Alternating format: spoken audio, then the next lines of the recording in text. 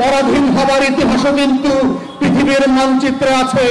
বেশি দূরে যেতে হবে না, ভারতের ভিতরে সিকিমের দিকে তাকান, ৭৫ পর্যন্ত তারা কিন্তু স্বাধীন রাষ্ট্র ছিল।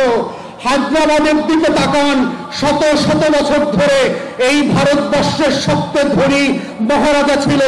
ভুটানের দিকে তাকান, বিহার স্বাধীন রাষ্ট্র ছিল। পাঞ্জাবের দিকে তাকান, স্বাধীন প্রভিন্স ছিল। জুনাগড়ের দিকে তাকান, গোয়ার দিকে তাকান। এইরকম শত শত প্রিন্সলি স্টেট কিভাবে গত ১০০ বছরের ভিতরে, গত ৮০ বছরের ভিতরে ভারত কিভাবে দখল করে নিয়েছে, সেই ইতিহাস যদি আপনি না জানেন তাহলে মনে রাখবেন নিজের অজান্তে আপনার স্বাধীনতা বিক্রি করে দেবে আপনার ভোটে নির্বাচিত এমপি মন্ত্রীরা। বিভিন্ন ব্যানারে ব্যানারে আসবে, জাতীয়তাবাদের কথা বলবে, ইসলামী মূল্যবোধের কথা বলবে, আবার আওয়ামী রাজনীতির পুনর্নির্মাণের কথাও বলবে। এসালামের টাকা শুধু হাসিনা খায় না, বাংলাদেশের বর্তমানের অনেক রাজনৈতিক দলের অনেক রাজনৈতিক নেতারাই এসালামের টাকায় ব্যবসা করছেন, খাচ্ছেন, যাচ্ছেন, ছেলে মেয়েদেরকে দেশে বিদেশে পড়াচ্ছেন। অতএব এই জায়গাতে মাথায় রাখতে হবে ১৭৫৭ সালের ২৩শে জুন কিভাবে এই স্বাধীন নবাবী বাংলার পতন ঘটেছিল। কারা কারা আজকে আমার আপনার মধ্যে বাস করে মির্জাফরের গল্প করছে, কারা কারা আপনার আমার মতো কাপড় পরে উমিচাঁদ জগৎ সেবের রোল প্লে করছে, কারা কারা জাতীয়তাবাদী আর ইসলামী দলগুলোর ভিতরে বাস করে ঘসিটি বেগমের রোল প্লে করছে, কৃষ্ণপদ রায় চৌধুরীর মতো করে বাংলাদেশকে বিক্রি করে দিচ্ছে। এই মানুষগুলোকে চেনাও হচ্ছে গণ অভ্যুত্থানের পক্ষের শক্তি এবং ব্যক্তিদের জন্য জরুরি। যদি আপনি চান বাংলাদেশ হায়দ্রাবাদ না হোক, যদি আপনি চান এই বাংলাদেশ স্বাধীন থাকবে, সিকিম হবে না, ভুটান হবে না, নেপাল হবে না, হায়দ্রাবাদ হবে না, কাশ্মীর হবে না, তাহলে আপনাকে আপনার সমাজের ঘাপটি মেরে থাকা সেই মির্জাফর আর ঘসিটি বেগমদেরকে, সেই জগৎ শেখ, রায়দুল্লাহ আর উমিচাঁদদেরকে চিনতে হবে। কারা কারা কোন দলে তারা আগামী দিনে আওয়ামী লীগকে নির্বাচনে চায়, জাতীয় পার্টিকে নির্বাচনে চায়, তার মধ্য দিয়ে এসালামের টাকায় আওয়ামী লীগকে পুনর্বাসন করতে চায়, আমাদের ১৪০০ শহীদের রক্তের সাথে গাদ্দারি করতে চায়, শহীদ সাদের রক্তের সাথে বেঈমানি করতে চায়, মুগ্ধের রক্তের সাথে আবু সাঈদ আল-নাফিয়ানের রক্তের সাথে গাদ্দারি করতে চায়। সেই গাদ্দারদেরকে আপনাকে চিনতে হবে। যদি মনে করে থাকেন নীরবে নিভৃতে বাসায় বসে টিভিতে বসে সোফা দেখবেন আর টকশো দেখবেন, দেখতে দেখতে আজাদির পতাকা হারিয়ে যাবে। ঘুম থেকে উঠে দেখবেন ভিন্ন রঙের কাপড় পরে আপনার পুলিশ, আপনার বিডিআর অন্য দেশের মানুষের হয়ে গান গাইছে। টেলিভিশন খুলে দেখবেন জাতীয় সঙ্গীত পরিবর্তন হয়ে গেছে। এইভাবেই দুনিয়াতে শত শত বছরের আজাদির লড়াই পরাধীনতায় পর্যবেসিত হয়েছে। তাই গণ অভ্যুত্থানের পক্ষের শক্তি যারা বাংলাদেশকে ভালোবাসেন, লাল সবুজের পক্ষের মানুষ, আপনাদেরকে মাথায় রাখতে হবে কারা আজকে বিভিন্ন ব্যানারে বিভিন্ন ভাবে আওয়ামী লীগকে ফিরিয়ে আনতে চায়, এসালামের টাকায় জাতীয় পার্টির নির্বাচন করতে চায়। ওরা বাংলাদেশের মানুষ না, ওরা দিল্লির গোলাম। ও যে পার্টি থেকে আসে, যে ব্যানারে আসে, ও গণ অভ্যুত্থানের শত্রু। ও আমার ১৪০০ শহীদের রক্তের গাদ্দার মির্জাফর আর ঘসিটি বেগম। তাদেরকে কোনোভাবে আগামী দিনের রাজনীতি নির্বাচন করতে আমরা আড়াল করব না। এটাই হচ্ছে গণ অভ্যুত্থানের প্রেরণা, আকাঙ্ক্ষার বাংলাদেশ ২, এবং এটাই হচ্ছে জুলাই সনদ বাস্তবায়নের একমাত্র শব্দ। নোট না দিলে, টাকা না দিলে কোনো সেবা পাওয়া যায় না। এই কেমন বাংলাদেশ, সেই বাংলাদেশটা বদলে দেবার যে রাজনীতি, সেই রাজনীতি কি আমরা বলছি সেবা এবং সমস্যা সমাধানের রাজনীতি। যেইটা জনগণের ভ্রান্তি সেইটা দূর করবার রাজনীতি হচ্ছে সেবা এবং সমস্যা সমাধানের রাজনীতি।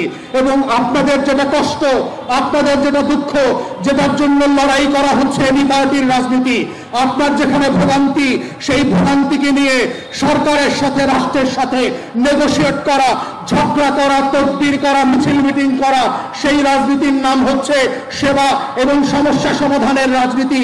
আমাদের রাজনীতির ভিতরে বংশ পরম্পরার কোনো জায়গা থাকবে না।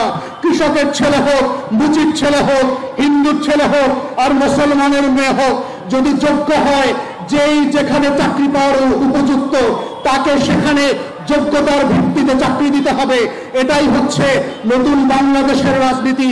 নতুন বাংলাদেশের রাজনীতিতে কে ছোট লোকের ছেলে আর কেউ বড় লোকের ছেলে, কে রাজবংশের ছেলে আর কেউ ফকিরের ছেলে, কে গুলশান বনানীতে বড় হয়েছে আর কে বস্তিতে বড় হয়েছে, সেটা কোনো গ্রহণযোগ্য মাপকাঠি হবে না। 53 বছর পরে এসে কেউ মাদ্রাসার ছেলে মেয়েদেরকে, দাড়িওয়ালা টুপিওয়ালা মানুষদেরকে ধরে নিয়ে রাতের বেলায় জঙ্গি নাটক সাজিয়ে হাজারে হাজারে শত শত খুন খারাপি করা, রাস্তার দেশে লাশ পানিতে ফেলে দেওয়া, জানাজা হইতে না পারা, সেই বাংলাদেশ আমরা ফেরত আনতে দেব না।